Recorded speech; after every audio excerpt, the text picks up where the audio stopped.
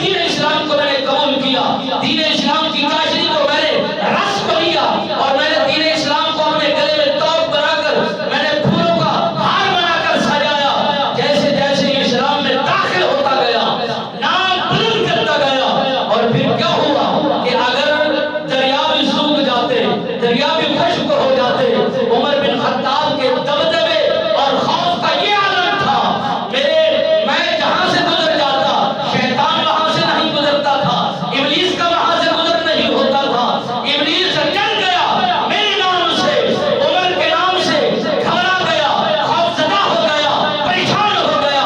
مگر حضرت عمر بن خطاب رضی اللہ تعالیٰ عنہ سرکار فرماتے ہیں، دریائے نیل جب بھی بہتا تھا، ایک کماری لڑکی لے کر، جان لے کر بہیا کرتا تھا، اور جان کا نرینہ لے کر وہ چلا کرتا تھا۔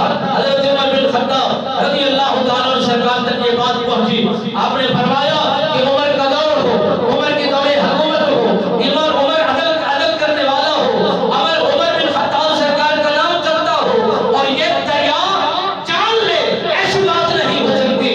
حضرت عمر پاک نے نام لکھا، سلام لکھا، پیغام لکھا، اس دریا کو جا کر یہ پیغام دو، اگر تو نے چلنا ہے رضا خدا کی خاطر تو چل، اگر تو جان لینا چاہتا ہے یا کسی کو مان کر چلنا چاہتا ہے تو تیرے دریا تیری ہمیں کوئی ضرورت نہیں ہے، تیرے پانی کی ہمیں کوئی ضرورت نہیں ہے، کسی طرح کی کوئی تیری حاجت نہیں ہے۔ جیسے ہی حضرت عمر بن خطاب رضی اللہ تعالیٰ عنہ سرکار فرماتے ہیں، میں غلام کا، میرا غلام کا وہ ورقہ اور پیغام پہنچا، دریا اسی جوبن کے اندر آج تک وہ جاری و ساری ہے۔ حضرت عمر بن خطاب رضی اللہ تعالیٰ عنہ سرکار فرماتے ہیں، زمین پر بیٹھا تھا، زمین حرکت کرتی ہے، کب کبھی کرتی ہے، وائبریشن ہونا شروع ہو جاتی ہے۔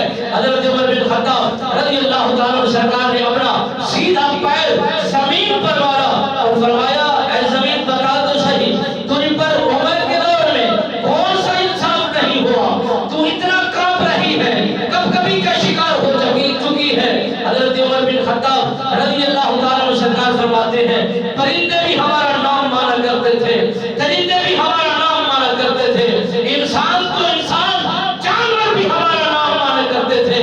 کیوں کہ ہم غلامی رسول میں ہر طرح سے قبول ہو چکے تھے، دل و جان سے بڑھ چکے تھے۔ جہاں نبی سرکار کو ہماری ضرورت ہوئی ہے، ہم نے مال کو نہیں دیکھا، ہم نے اولادوں کو نہیں دیکھا، پیلس کو نہیں دیکھا، اور مال و متاع کو نہیں دیکھا، اولاد اور ذخیروں کو نہیں دیکھا۔ جہاں اسلام کو جوانوں کی ضرورت محسوس ہوئی ہے، سب کچھ فدا کر کے، سب کچھ لوٹا کے، آگے بڑھ کے یہی اعلان کیا ہے، صدق یا رسول اللہ، آپ جو فرما رہے ہیں وہ دل و جان سے زیادہ قبول ہے، ہم ماننے کے لیے تیار ہیں، لوٹانے کے لیے تیار ہیں، لگانے کے لیے تیار ہیں، اور چھوڑنے کے لیے تیار ہیں۔ جب یہ دبدبہ پیدا ہو جائے، اسلام بلندی رکھتا ہے، اسلام کے نام سے کافر کانپ جاتا ہے۔ جب ہمارے اندر وہ مزاج ہی نہیں، ہم لگانے کے لیے تیار نہیں، دینے کے لیے تیار نہیں، سننے کے لیے تیار نہیں، سنانے کے لیے تیار نہیں، تو خاک ہمارے نام سے، ہمارے اسلام سے کافر گھبرائے گا۔ اس وقت گھبرائے گا جب ہم ایک جان ہو جائیں گے، دبدبہ رکھیں گے، عدل و انصاف کریں گے، سب کے لیے ایک ہو جائیں گے، ایک جان اور ایک پیغام ہو جائیں گے۔